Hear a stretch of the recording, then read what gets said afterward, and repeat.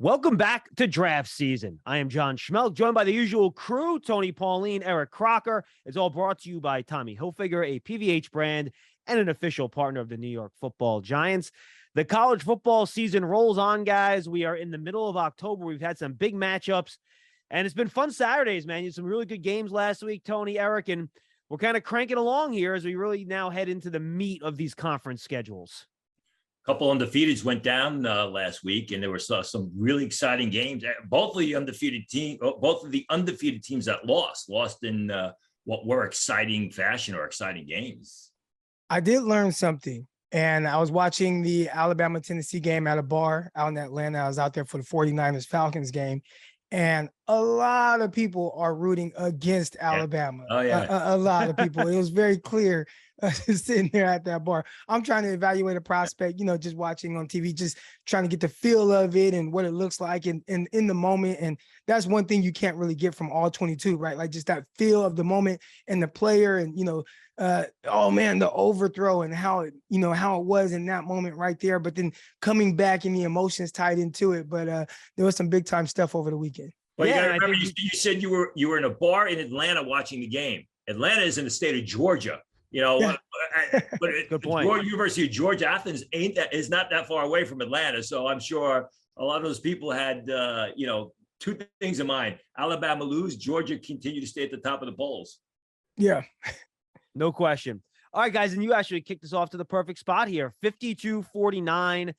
Number 6 Tennessee knocks off number 3 Alabama in that game. It goes back and forth. And look, I think even though Alabama lost the game, I think you really had to be impressed with the job Bryce Young did in that contest. We talked about it, not a ton of receivers, but boy, facing a pass rush, moving in the pocket, making quick throws. To me, he's just continuing to solidify himself, in my opinion, as the top quarterback. I know some people like CJ Stroud, but certainly in that conversation as the first or second pick in this year's draft, Tony. He's a joy to watch. He's an absolute joy to watch. He did it against Texas. It was 10 times that against Alabama, what we saw Saturday. The fact that, he just basically carved up the Tennessee defense, even though he was getting the snot beat out of him. Had to come out of the game, had to continue to pull himself up off the ground, didn't make bad passes, sees the defense, understands. And I said this all summer, when you watch him, you can just see he oozes football intellect. He sees what's going on the field. He knows what the defense is going to do, and he's always making the right decision.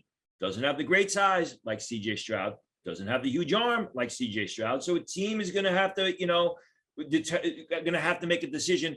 Are they willing to give away something in the vertical game to get a guy that, under 30 yards is absolutely lethal? And like I said, he's a joy to watch.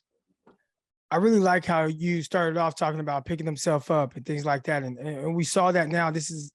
I feel like most of the first half of this college season where Bryce Young has to face adversity. And I think, you find out the most about somebody through adverse times, and you watch him against Texas and what it looked like. He had to fight, he had to scrap, he had to make throws late in that game. He was getting drilled. The Texas defense was playing lights out, and he had to figure out a way to overcome that and lead his team to a victory in the last seconds. And you watched him against Tennessee, and I felt like they didn't lose this game because of him. Kicker had an opportunity, shanked the field goal, and then, Tennessee gets the ball dang near midfield, makes one throw, and they end up winning that game. But I felt like Bryce Young gave his team every opportunity, even when it was down, right? Even when your defense could not get a stop early in the game, it's like 28-10. You're down 18 points, and you can't get rattled. You're in enemy territory. You're on the road.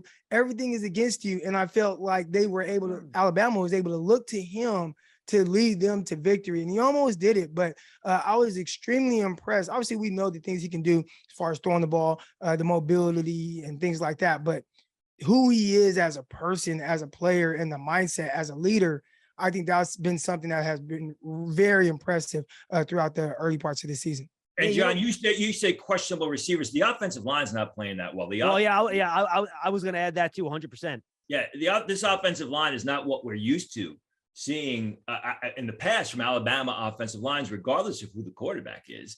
And I think it should make you appreciate Bryce Young's performance that much more. Yeah, look, and I was going to add exactly that, Tony. You know, you looked at Mac Jones a couple years ago, right? And the situation around him was perfect, right? The protection was great. He had one of the best wide receiver groups in the league. And, you know, you wondered with him, well, how much is it the system? How much is it the quarterback? And I think this is going to help Bryce Young this year, right? Because NFL teams are seeing him in non-ideal circumstances, which, quite frankly, you guys know this.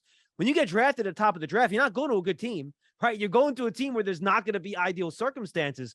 And we're seeing him. And again, not to say Alabama is, you know, talent deficient. That's crazy talk, but it's not what it has been in the past. So to me, this actually probably gives talent evaluators more insight into Bryce Young than they would if he was surrounded by a bunch of first-round wide receivers and first-round offensive linemen. It should. And I reported a couple of weeks ago that people in the scouting community are not as high on the top two quarterbacks as people say in the draft Twitter world.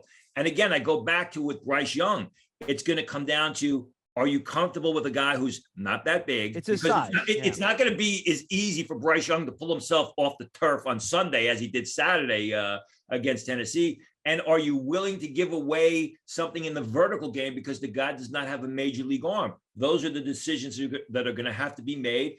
And when you compare him to CJ Stroud, you know, I've said time and time again, football coaches do exactly that. They coach football and they'll say that, well, CJ Stroud has got significantly better physical skills. We will coach him to be that Bryce Young type of see the field underneath passer accuracy. Doesn't always work out, but that's the way it goes. That's how I'm really big on too. You know, I train a lot of athletes. I worked with guys and you love guys that have like the mental capacity to really carry on the load of whatever it is that they're going into. But I'm huge on what can you fix and what can't you fix.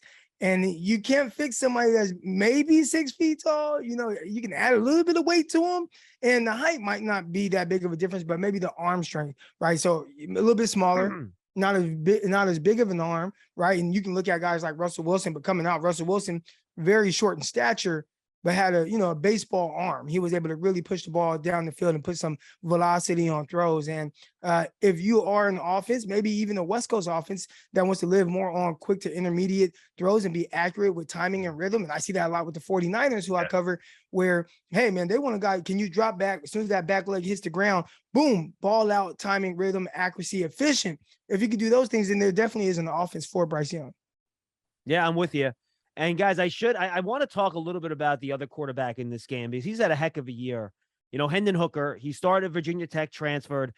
This year, he's completing 70% of his passes, 1,800 yards, 15 touchdowns, 1 interception. You know, unlike Bryce Young, he checks all the boxes on the physical traits, right? 6'4", 218, big kid. Where is he sitting now? I know he's an older prospect. He's 25 years old. Is he a day 2 pick, Tony? Is he early day 3 croc? How do you guys see Hooker being viewed by the NFL community? Either one of you guys can take this. Well, I mean, coming into the season, he had late round grades. He's obviously moved up draft boards with his performance. You mentioned 1 interception this season, and that interception came last week against Alabama. Prior to that, he was playing mistake-free football. Very accurate, high percentage completion percentage. Not gaudy numbers. He's not throwing for 300, 350, 400 yards every week, but he does a great job commanding and controlling the offense. He's making a move up draft boards. He's not making a Kenny Pickett type move up draft boards where, say, Pickett came into the season last year graded as a 6th, 7th round pick, ended up as a first rounder, or some of the other quarterbacks. Right now, I have Hendon Hooker as a 3rd round pick. A lot will depend on how he does in the postseason at the Senior Bowl. If he goes to the Senior Bowl and has a Mac Jones performance, I think he's going to move into the top 75 selections. But right now, his draft stock is much higher right now than when it was in the scouting community when the season began, because he's showing constant improvement. The age thing may not work against him because, you know, if you want a mature player, you know, you want it at the quarterback position, especially this day and age where you're not waiting 3 years for your quarterback to produce. You want him to produce, you know, week 1. So that may not work against him, but the improvement, the accuracy, the decision-making, the way he commanded and controlled the offense. There was one series at the end of that game. It was right before the pass interference late in the game down the left-hand sideline where he had missed the pass, the body language was just not good. I mentioned how the body language did not look good for Hendon Hooker. Picked himself right up, got him in the end zone, ended up moving him down the field for the game-winning field goal.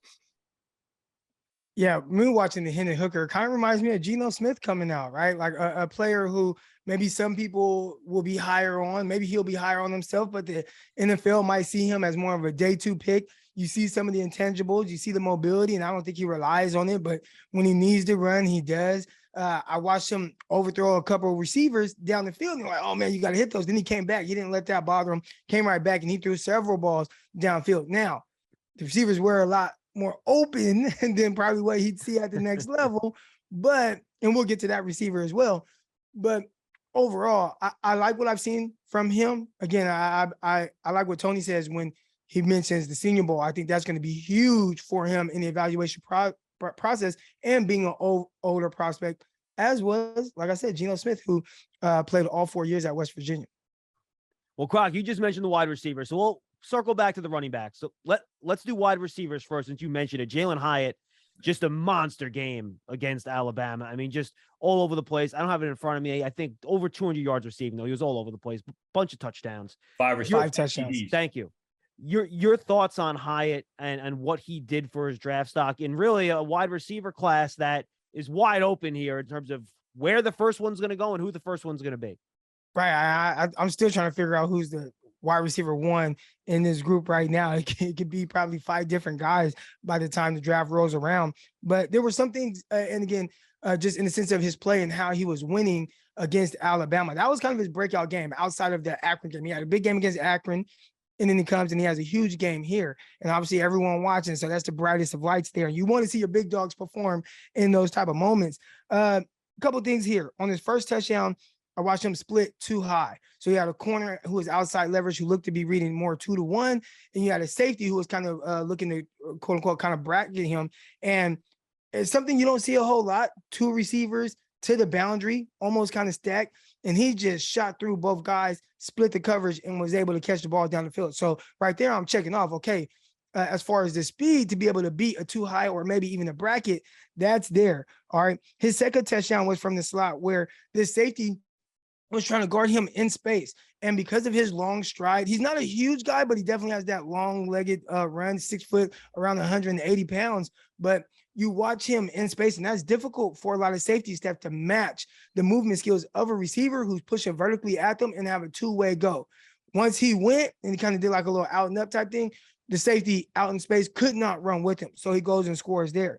And I just continued to see him kind of be a mismatch against guys who are playing off coverage against him. It happened late in the game on the touchdown to tie the game really late, where you have a corner, he's off and he pushes up at him, stems outside a little bit and breaks across his face. And it's like guys are just having extreme trouble against him from off coverage. So what that lets me know is I think his speed is real. The ability to see him winning vertically, I would like to see more underneath stuff and how consistent he can be with that. Was it just Alabama who just was maybe playing a little bit too much man or match type coverage and leaving guys vulnerable? Or is that why the production was so much better than what we've seen in the past? That's something I'm going to have to dive into as I continue to look at him as a prospect. Yeah, well, the receiving yardage numbers have not been that good except for the Alabama and the Akron game. Every other game was under 75 yards. But you got to remember, Jalen Hyatt was not Tennessee's number 1 receiver coming into the year. It was Cedric Tillman. And a lot of people thought that Cedric Tillman is a guy who, if he had a big time season, could broach breaking into the top 32. Tillman goes down, 3 games in the year. Hyatt moves into the number 1 spot, and he's really growing and developing into the number 1 spot, which imagine what it's going to be like when Cedric Tillman comes back. And then Hooker's got both of those guys to throw to. I think you're seeing the development of a real good wideout. Right now, I have him as a 3rd round pick. Because of the fact that you want to see this progress continue. It's got to show that, the Alabama game is not the exception to the rule. He doesn't have to catch 5 touchdowns every week. He doesn't have to catch more than 200 yards, have more than 200 receiving yards every week, but he's got to show improvement in his game. Show that he's a playmaker. And as Croc was saying, show the route running ability and the underneath coverage. I have him as a 3rd round pick. I think he can move higher. But again, we're just, at the cusp. We're at the beginning of watching Jalen Hyatt. And also there was a lot of slot work there. What does he look like on the outside? Whether, he's on the ball, off the ball, Z or X, just beating man press coverage from the outside. Can't do that because again, a lot of his wins were against off coverage, where there's in the slot, some stuff where they were able to kind of scheme it up and get him in an advantageous situation for him.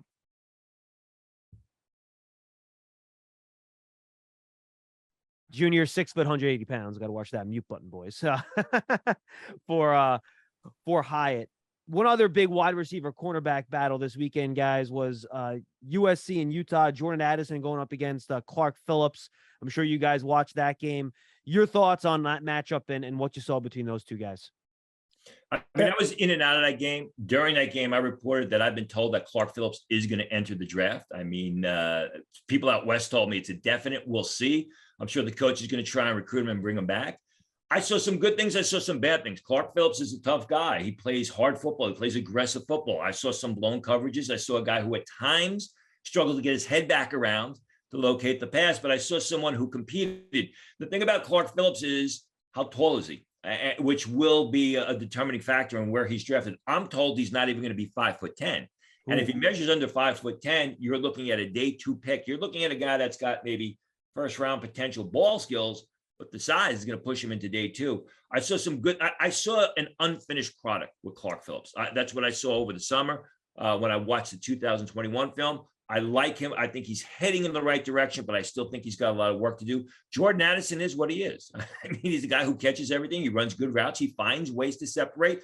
But Addison is also a guy who seems he's got a thinner build, and sometimes he struggles in those battles.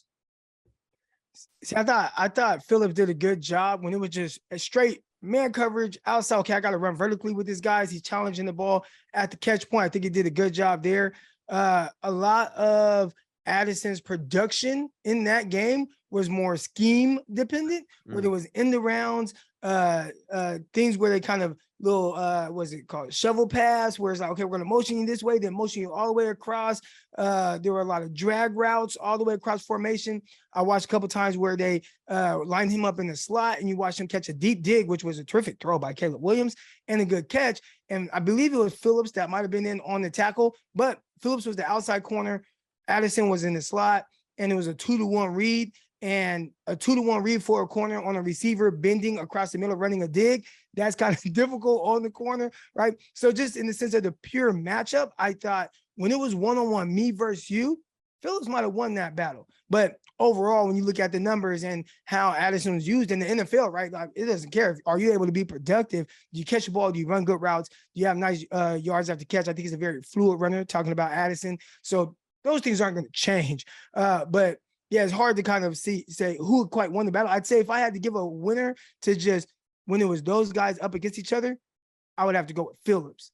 But overall, Addison won it on the stat sheet. Phillips actually, his team won the game. Croc, do you see Addison as more of a slot in the NFL that needs stuff schemed up for him, or is he a guy on the perimeter that can win one-on-one against, bigger physical corners? He can win one-on-one. Kind of reminds me of, and this is another USC guy. Obviously, I got the USC jersey behind me. I follow USC, but Robert Woods, right? Like kind of that, in that kind of tier of a guy who, you see Robert Woods and the success he had with the LA Rams. Didn't quite have it with Buffalo, right? Had to figure out how to utilize him. And I think Addison is in that same kind of realm. Very good. Tony, any other wide receivers popping up last few weeks that you've really liked since we spoke last end of September? Well, I mean, there's one guy who is really, we're going to talk about this later on, but I'll mention him now. And Croc has mentioned him in the past from Arizona, Jacob Cowing, transfer from UTEP, who's having a monster year. And he looks really good. And he's a Jordan Addison type in the sense that he's a smaller guy. You're going to put him in the slot. He runs good routes. He gets excellent separation. He catches everything that's thrown in his direction. And he's the guy who has really helped himself. Rashee Rice, we talked about him before, past couple of weeks. And A.T. Perry of Wake Forest has surprised me. I mean, he's shown himself to be more than just a big-bodied receiver. I think he's done well, as has Wake Forest throughout the season. Want to throw one receiver at me here, Croc? Go ahead, Tony. You got one more? Yeah. Hey, well, one guy we got to talk about is Charlie Jones of Purdue. Started his college career at Buffalo, went to Iowa, had 39 career receptions, came into the season grid as an undrafted free agent by scouts, having a monster year. I think he's already got 50 receptions. He comes up with the catch during the game's important moments. He's the go-to guy for Aiden O'Connell. He's having a tremendous season. Here's a guy who has moved from late rounds to potential day 2 because of his play this season. How about you, Croc? I want to throw a couple wideouts at me. Quentin Johnston out of TCU is intriguing because he was not productive. And the analytical people, once they punch his numbers in to their little computers and it spits out what he is or what he isn't, they are not going to like him because he is what they call gosh, I can't remember the exact analytical word for it. But at the end of the day, when he doesn't have that early production, right, breakout age, that's what it is. They're not going to like his breakout age. For a guy who has played, he's been there for like 4 years, and even early in the season, you're not really seeing the production. Then all of a sudden, the last 2 games, he catches for like over 400 yards, right? You see some ability there. He's a long-legged guy, big receiver, able to stretch the field, win vertically, and at the catch point. A little lumbering in his movements where they're just kind of longer, but I could see a guy like him starting to maybe go from, hey, I'm going to be undrafted to, can he be a 5th or 6th round guy and kind of push himself into that conversation? Yeah, he's starting to develop into a real good pass catch. He's put up some big numbers recently. So with TCU, it's a matter of, is it the system? Is it the quarterback? I like Max Duggan, but Max Duggan's got a ways to go to become a passer. He's also on the rise. Johnson's a guy. I'm pretty sure, I haven't heard any inside information. I'm pretty sure he'll end up in the draft. And I think Croc is right. He will end up going much earlier than people think. Hey, Giant fans, don't miss out on your chance to go see the Giants at MetLife Stadium. Limited tickets are available for all remaining home games, including a matchup with the Philadelphia Eagles. Visit giants.com/tickets to find your game this season and secure your seat. Of course, this is not just the Giants podcast, folks. We're talking all things NFL draft and what's happening in the college season. So let's continue on our kind of Tennessee-Alabama game, driving the conversation here. And we saw Jahmyr Gibbs, Croc, have another really solid game. One of his runs kind of went viral on the internet. He made a guy miss in the open field, made him look pretty silly, got in for a touchdown. Your thoughts on Gibbs, and then you can kind of broach us into the larger discussion of the running back class that you wanted to have. You know, early on, you were waiting to see that version of him as a runner like he was at Georgia Tech. And, you know, going to Alabama, there are some people like, man, is he going to win the Heisman? Because he's that dynamic of a running back. And tremendous back as well. And you see the versatility early on. You watch him against like Texas, and you see the big time receiving numbers. So you know he can really work in the passing game. You don't see that with every running back that's coming out. But as an NFL prospect, they're going to want guys, can you be a 3-down type back? Well, you didn't quite see it in the run game. It was really difficult. We talked about the offensive line not being as great as it has been in the past for Alabama. So maybe the run lanes weren't quite there. But ever since Arkansas, he played against Arkansas, and he really turned up in the second half, having like 2 75-plus yard carries. And before that, I don't think he was very consistent in the run game. But you watched him since then, I think he's done a terrific job. You see the feet, you see the change of direction, you see his ability to make guys miss in a phone booth. That's all there. You watch him against Tennessee. He definitely showed up early and often. He's a guy who I feel like can do a little bit of everything. He kind of reminds me of a first-round version of Alvin Kamara. So there might be some like Travis Etienne in there a little bit, but that type of running back where you're not going to mistake him for being a bruiser. Is he going to get a lot of those leak yardage where he gets a hit and falls forward for another 3-4 yards? Not sure that's him, but if you want a running back who can catch the ball at the backfield extremely well, utilize him in different ways, and maybe have, 900 rushing yards, but another 900 receiving yards. I think he's that type of back. Austin Eckler type too, right? One of those types of guys. Yeah. I think it's a little bit sturdier than Eckler, but he's growing into the offense. And that's basically, he's becoming more comfortable, and he's a real good ball carrier. He's showing some versatility. Scouts who grade underclassmen before the season gave him a 3rd-round grade, and I think he's probably at least a round higher. And really, when you look at the running back class, which we'll get into, it's one guy and everybody else. And I think Gibbs will be, at the top of trying to grab that number 2, number 3 spot with everybody else. And Croc, you want to talk about this class in general? Go right ahead. You got it. The floor is yours. Well, there are a lot of good running backs that we see play this year. Bijan Robinson, I'm pretty sure we'll talk about him, or guys like Blake Corum, Zach Evans.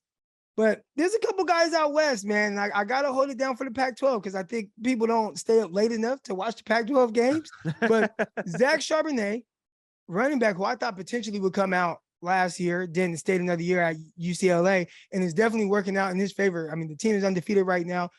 Between him and his quarterback, and I'll get to him a little bit later, but they're kind of carrying this team. And you look at Zach Charbonnet as a back, a transfer from Michigan, a guy who is big, he's sturdy, he has nice acceleration, maybe not the best long speed, but if you want someone that can give you a consistent 5 to 10 yards, and the carry's going to give you those type of runs, and then every once in a while spring off a bigger run, he's that guy. You watch what he did against Utah. Tremendous, helped that team big time. UCLA get a victory late in that game. I think he's a guy who, again, I really liked him last season as a potential like round 3 type guy. And I think he still kind of fits in that realm, round 3, but I think he has definitely solidified himself as that type of prospect. Yeah, scouts love the Charbonnet. I mean, and he was good at Michigan before he transferred over to UCLA. Scouts like him in the sense, and probably a little bit earlier than round 3. They think he's a round 2 guy. Oh, nice. Again, it's a question of, he's more of a downhill type guy. He's got some good short area quickness, but he's not a pure perimeter runner. But he's very, he's highly rated, and I think he's going to do very well. One guy that's really, I think, helped himself this year, Sean Tucker, Syracuse, has had some big games, has really helped Syracuse in some big spots. Got banged up last week against North Carolina State, came back in the game. Orange are 6-0, and I think Sean Tucker's a guy who not too many people were talking about before the season, and now you're looking at a guy who could fit in the top 100 if he enters the draft. Another guy too, Travis Dye. I've watched a lot of him at USC. I said I was going to hold it down for the Pac-12, man. I think he's done extremely well. They use him in the passing game. He's run very hard. He doesn't look like he's the biggest guy on the field, and maybe doesn't have that necessary long speed that you would like, especially for a back that's probably hovering around 200 pounds. But I think he has helped himself as just a prospect for this draft, and he's run well. He's done a lot of really good things, and maybe a real underrated part of the USC offense right now. Yeah, I mean, Travis Dye is a transfer from Oregon, and when he was at Oregon, he was always a terrific player, a 3-down back, good pass catcher, creative ball carrier, can turn the perimeter, does a decent job blocking, and I've thought all along he's ridiculously underrated. I think he's going to be a real good situational back at the next level. Right now, I have him as a 3rd-round pick. That's probably much earlier than most other people. But when you watch the guy runs hard on the inside. He breaks tackles. He can turn the corner. You can throw the ball to him out of the backfield, and he'll block as well. So, there's all the facets of his game. He's not the quote-unquote feature runner, say the way Zach Charbonnet is, but he's a guy that you put him on the field on 3rd down. You put him on the field on 2nd and long. You can throw him the ball. You give him the ball to carry, hand the ball off to him.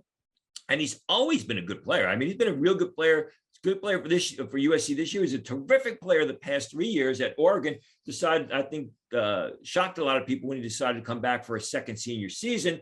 But he goes to USC, where he's the number 1 back there, and that system really fits him.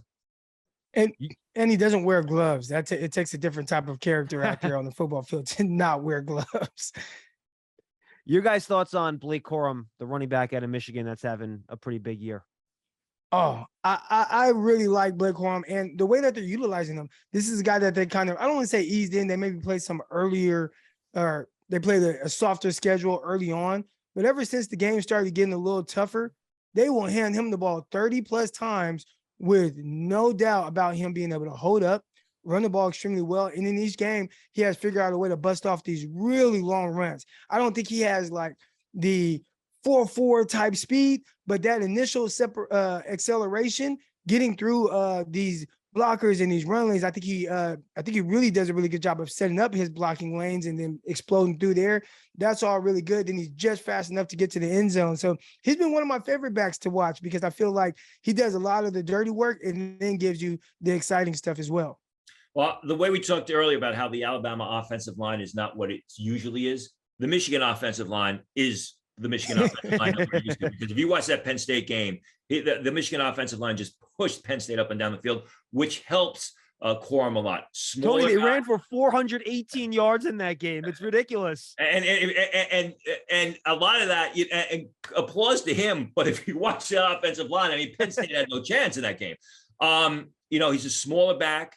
As Croc was talking, he's very quick, excellent vision, knows how to use his blocks. I think because of the size, because he's a smaller guy, he's probably going to be a day 3 pick when he enters the draft. Two other guys as far as to talk about. No, please. I know I'm going to butcher his last name, Israel Apikanda of Pittsburgh. More of that Travis Dye type of smaller guy, very quick, elusive, creates yardage, can turn the corner, can get around the perimeter, catches the ball well out of the backfield. A day 3 pick who I think is going to be a real good situational player. And someone who's disappointed this year is Kenny McIntosh of Georgia.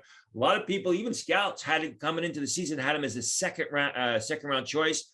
Just really, he's a size speed guy, 6 foot, 210 pounds, runs in the low 4.5s. Just really hasn't put it together and has not met expectations of scouts. All right.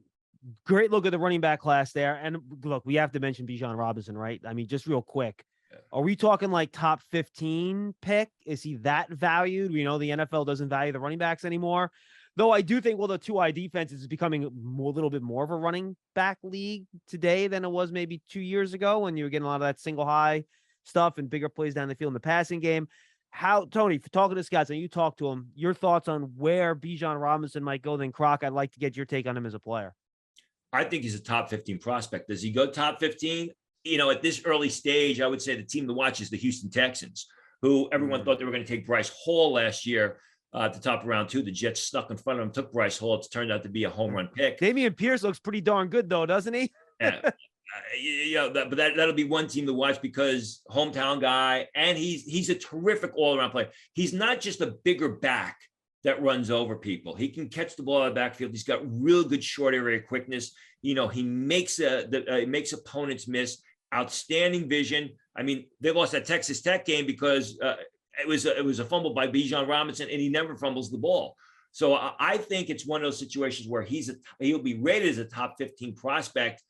Does he go top 15? I don't think the Buffalo Bills, depending on where they draft, if he's there, is going to let Bijan Robinson let him slide past him. Croc, your thoughts on Robinson?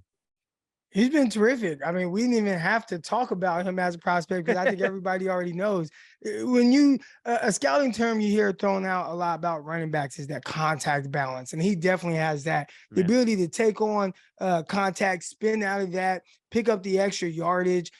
He fights through. He catches the ball extremely well. He's built to last the entire NFL season. Very sturdy built. There's not much to not like. I guess the only thing that I push back on is he's getting compared at least when I'm watching the games to Reggie Bush, and I think they need to pump the brakes on that. Yeah. He's more Lindell White than Reggie Bush, but still a terrific running back and clearly RB1 in this class. Good stuff, guys. All right, let's take a look now at a couple of the guys that were supposed to be at the top of this draft board, Tony. And, you know, Will Anderson, I think most people expected he would be the first non-quarterback taken in this draft class.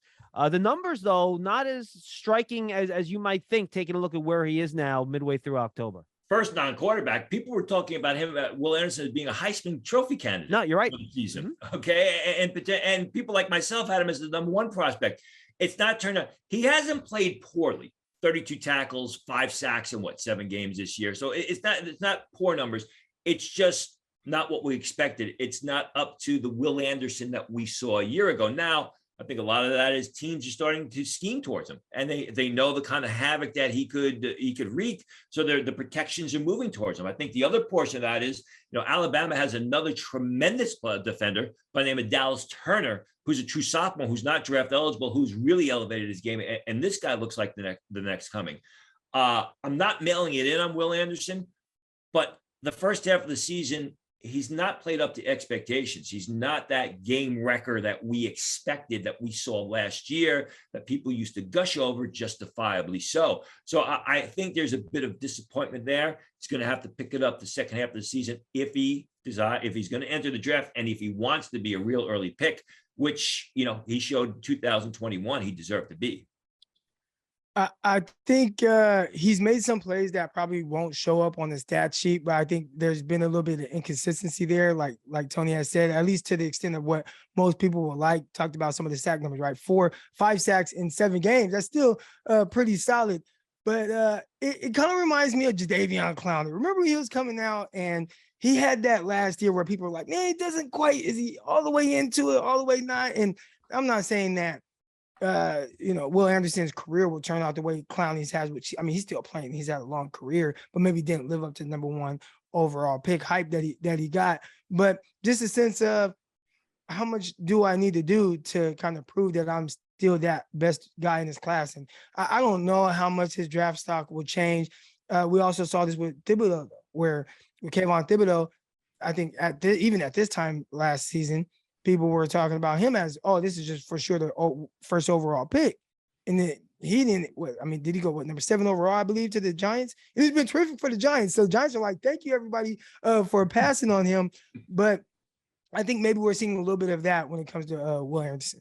Yeah, they had the choice. They could have picked Neal or Thibodeau. They went Thibodeau 5, Neal 7 in that draft, Croc. But yeah, he had the game-sealing sack strip of Lamar Jackson last week. Big play out of him in that game. Hey, fans, and the plays that he made to be Aaron Rodgers, batting those passes down. Yeah, and earlier in that game too against Baltimore, he had a play where they had a receiver, Demarcus Robinson, deep, and a pressure by Tibbs made Jackson pull that ball down. So that's one of those underlooked plays that people haven't talked about a lot. The Giants official connected TV streaming app Giants TV brings original video content and game highlights on demand and direct to Big Blue fans. Giants TV is free on Apple TV, Roku, and Amazon Fire TV, and the Giants mobile app.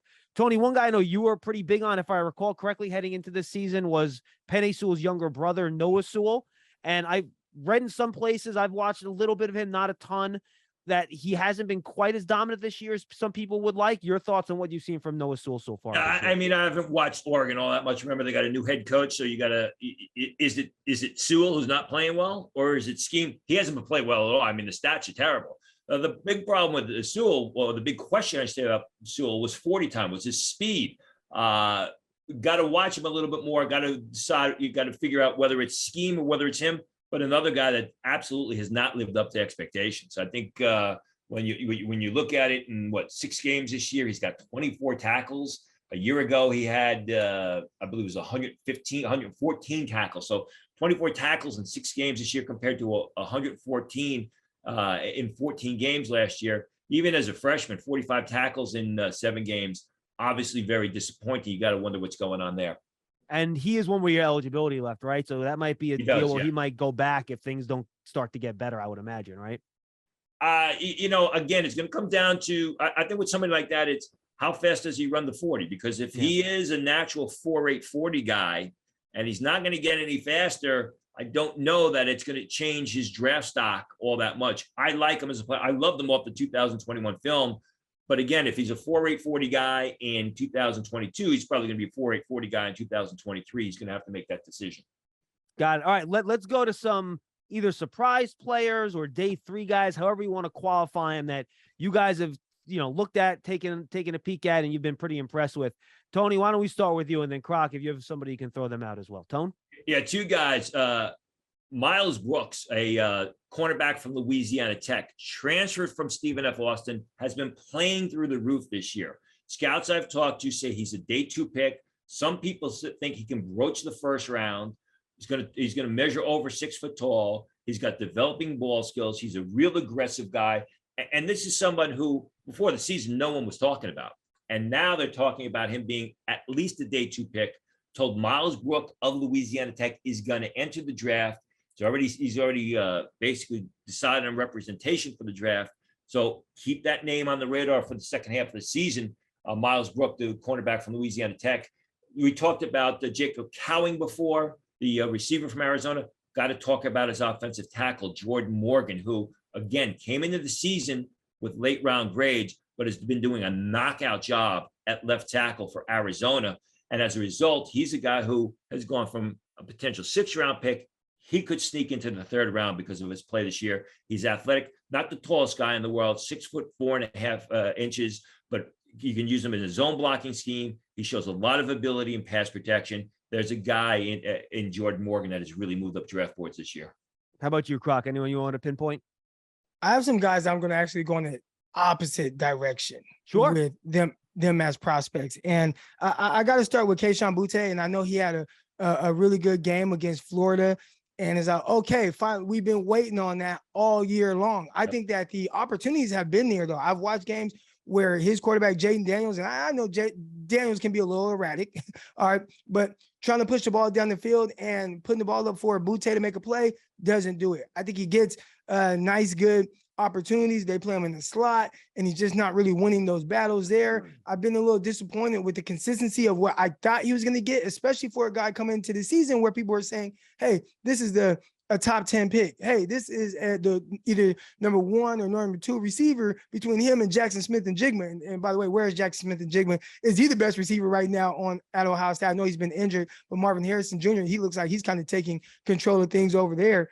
But between those two guys, I've been, especially Butte, because he's just been on the field, I've been a little disappointed. I'd like to see if he can kind of back up this next game and kind of have a repeat performance of what he had against Florida, because that's what we wanted to see more of throughout this season. All right, I'm going to throw out a name to you guys. Want to get your opinion, because I think he's just a fascinating story. Redshirt sophomore, Penn State left tackle, Olu Fashanu. Again, very inexperienced, but you know, it reminds me back, and again, I don't want to put all this on the kid, but if you go back to, you know, when Tyron Smith came out, he was really, really young, and people were drafting him based on, you know, size, athleticism. I don't think he's in that category, mind you, but someone without a lot of experience, but certainly has flashed a lot and has that, you know, size and ability you're looking for, guys, as a left tackle in a draft, by the way, where the tackle class is not great. So there's going to be room if teams need tackles for these guys to kind of pump up the draft boards a little bit. Tone?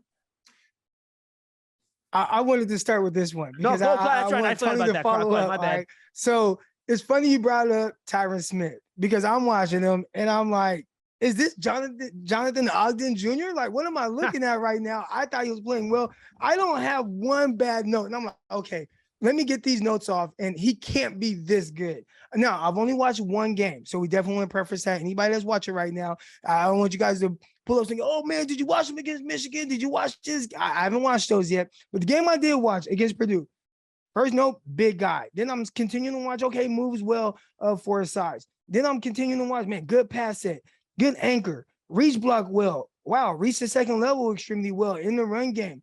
Worked second level well, moved bodies in the run game. He handled stunts extremely well. I thought his hand placement was really good. I didn't see a bad rep, like not one bad rep. I was looking to see, well, how does he handle speed? Can guys, go and dip across and, get low and bend to the quarterback? Didn't see that. It almost looked like it was too easy, to the point where I said, this guy can't be as good as what I'm looking at. I need to watch more on this guy, but I definitely want to know Tony's thoughts on him. Well, I did have a bit of difficulty at times with Mike Morris of Michigan last week. And okay. Mike Morris has been flying up draft boards. He's done a terrific job, comes out of a 3-point stance, stands over tackle. Remember, he got some playing time last year because their left tackle, Rasheed Walker, was struggling with a knee injury late in the year and was not 100%. So, I mean, like with anything else, redshirt sophomore, he shows the makings of a big-time tackle, as Rasheed Walker did. Rasheed Walker ended up in the 7th round. He is on the active roster for the Green Bay Packers right now. Ended up in the 7th round. Probably he didn't play as well as expected last year because of that knee injury. So, you got to like what you see early on. Now, didn't play that well against Michigan. They got Ohio State on the roster. They got Indiana, who's got some good pass rushers. The play against Michigan State at the end, Michigan State's going to have an axe to grind.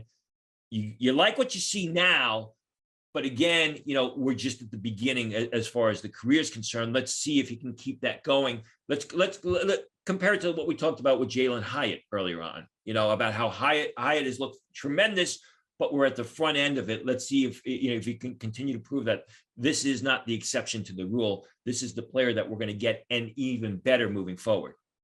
Yeah, and again, when I referenced Tyron, it was more just, the youth, the young age as a sophomore, that sort of stuff. Obviously not playing to that level quite yet.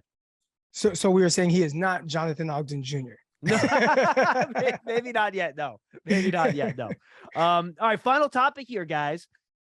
We've heard about the expansion of the college football playoffs. And Tony, I know you're pretty passionate about this. Your thoughts on how that expansion could impact the scouting process and some of these kids coming into the pros? Well, my question is this, if a team is in the playoffs, are we going to see any players that say, hey, listen, I'm gonna back out of the playoffs because I got an injury and I want to, get ready for the NFL draft. Because we already see it in bowl games now. We see it, players who get injured in the middle of the season and they're like, I'm done. I'm going to get ready for the NFL draft. Now you've got the potential for the expanded playoffs in 2024. They're talking about 8 teams or whatever it may be. It's going to be interesting. And I had heard in the past teams that when it was the four team playoff who wanted to back out to get ready for the NFL draft, and they were talked out of it. So that is my big question. That is something that, I find very interesting because, you're going to expand the playoffs. Alabama's going to soon, they're going to be playing a 16, 17 game season. It seems that way, right? and I hate to bring the economics of it, but the NC2A is going to be making billions of dollars off this, and these players who are going to be putting their bodies at risk are going to get nothing. And it's a question. And I know if some team is going to, if Clemson's in the quarterfinals and Brian Brise says, hey, listen, hypothetically, listen, I got an injured ankle. I got to get ready for the NFL draft. I'm not playing in the next 2 games. People are going to get all over him. But I understand it for his future. I understand it for his economic future. I understand it for his NFL future. That'll be the interesting thing because they want to expand the playoffs, all these extra games for these players. And these players want to get ready for the next level. They want to get ready for the NFL. That is what I'm going to be watching for. And not only if it happens, but what the reaction is going to be. And we know what the reaction is going to be. People are going to come down on the players that may bail on a playoff game. But you got to understand where they're coming from. Yeah, I think that's the thing. And I didn't even think about that. I'm just thinking about, just the level of competition. Do the playoffs get watered down? It was already kind of weird last year when you see Cincinnati. What was the other team that got blown out? Michigan, right? Was it Michigan that got blown out? Michigan, and even Michigan State a couple of years ago. Right. So, I mean, you see that and it's like, man, that's not really a great product. So if you put even more teams here, which is it looks like it's going to happen, and you kind of expand from there, does the product get a little bit more watered down? I think it does give some of these programs more opportunity. Maybe a team sneaks up and surprises guys. There are some one-loss teams that you can argue to make the playoffs, and now they'll have that legit opportunity. I think the SEC, because of the level of competition, and you're looking at it right now, there are some undefeated teams, including Ole Miss. Can Ole Miss stay undefeated? And you got Tennessee, what they're doing, and some other. So I like the thoughts of it, but also, again, I hope it doesn't get watered down. That's the thing I think about most. Well, look, Croc, let me ask you this. As a former college player, as an NFL guy who spent time in the NFL, are you bothered by the fact that they're going to expand the playoffs? These guys are going to be playing more games, more potential to get hurt. You don't want to think that. Less time to get ready for the NFL draft. And while the NCAA is going to be raking in billions, these players are, they're basically playing for the glory of it. Yeah, they don't see the benefits of it. I know the NIL kind of softens that blow for a lot of these players, and the NIL, as far as I'm concerned, was a long time coming. But I mean, just your perspective from a guy who played in college, from a guy who played in the NFL. You play for Alabama, you play for Georgia. You may now have an extra 2 games on your schedule, and everyone else is, the NC2A is raking in billions for this. What are your thoughts on that? Well, I think the first thing is not everybody's getting NIL money, right? Especially like the big money. So for some of these guys, it's definitely not going to be as beneficial. And for the guys that are raking in NIL money and they're getting big money, it's not going to be as beneficial for them to play 2 more games and put their bodies at risk. And they are potential top picks. I think for me, I just love playing football so much, but also you're talking to somebody who went to a Division II school, and so the thoughts of money or injuring myself or even being able to play at the next level, that wasn't something that was going through my mind as much. Guys that are preparing to go to the NFL and are potential first-round picks and putting more wear and tear on their body or more risk, I probably would definitely be opposed to that. We have seen more of a playoff system work in the FCS level, but again, a lot of those guys aren't saying, hey, heading into the senior year, like I'm going to get drafted top 5. I'm going to get drafted top 10. I'm going to get drafted first round. I mean, how many FCS players have we seen get drafted in the first 3 rounds over the last 20 years. I mean, we've seen a couple quarterbacks, right? Trey Lance, you see Carson Wentz, and there have been a couple maybe linemen and whatnot, but you're not really seeing that. So there's definitely going to be a lot of discussion about that. And maybe they should talk to the FCS and kind of maybe how they do it, but different level of prospects you're working with. Yeah, and I'll throw this out there too, just as a benefit to having the expanded college playoffs. Scouts will get to see maybe a couple more of those marquee matchups, right? You want to see a guy at a school that's ranked 9th and you have a corner, let's say he hasn't faced a top wide receiver. And then, all of a sudden, here comes Ohio State, right? You get to see him against Smith and Jigba. You get to see him against Marvin Harrison. So you'll get some more opportunities to see these guys against elite competition to aid the scouting process, right? You should. I mean, yeah, it's good in that sense, especially because, you're now playing out of conference games, you got SEC Big Ten matchup. So that should help. That is a benefit without a doubt. And that should be attractive to players too, right, Croc? Where they can say, look, I'm going against the best here. I'm putting this on tape. Some guys. Yeah.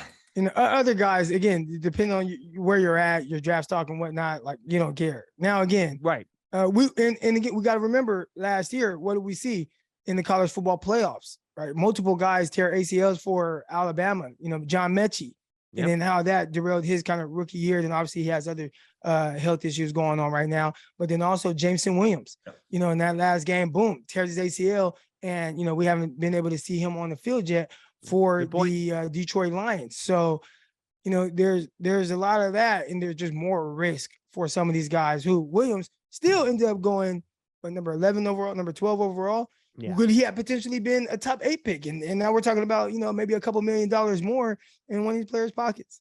Not great conversation. Good points, fellas. We appreciate it. We'll be back, guys, in about 2.5 weeks, and maybe we'll do a little recap of kind of how last year's rookie class is doing in the NFL. That could be fun, and we'll do a continual update of the college football season as well. For Tony Pauline, for Eric Crocker, I am John Schmelk. We'll see you next time on Draft Season, presented by Tommy Hilfiger, a PVH brand and an official partner of the New York Giants. We'll see you then.